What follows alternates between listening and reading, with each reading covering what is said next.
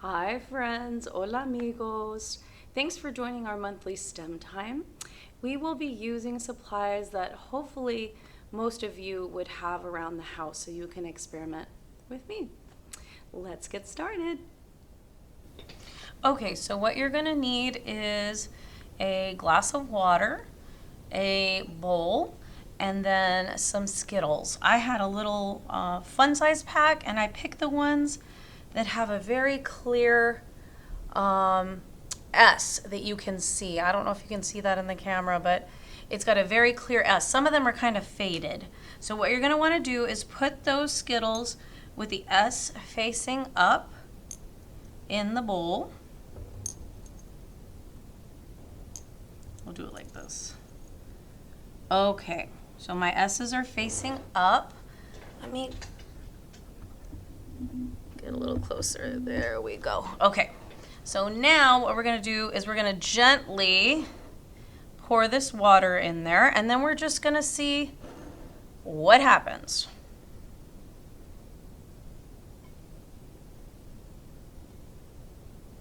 You're going to submerge the Skittles, so that means you're going to cover them completely, and then just wait.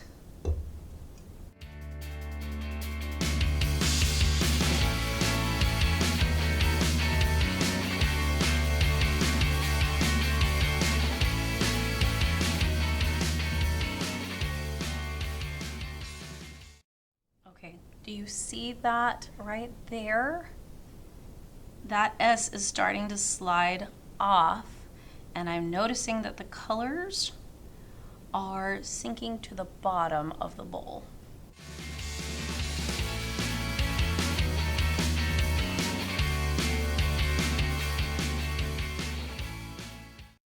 Okay, so do you see that little S floating right there? I've got another little S right there. I kind of had to move them a little bit because it was stuck to the side of the Skittle. There's one down there, and then one of them, this one right here, the S is still on there, but it doesn't want to come off. So I guess it hasn't dissolved enough, but you can see the little floating S's in the bowl.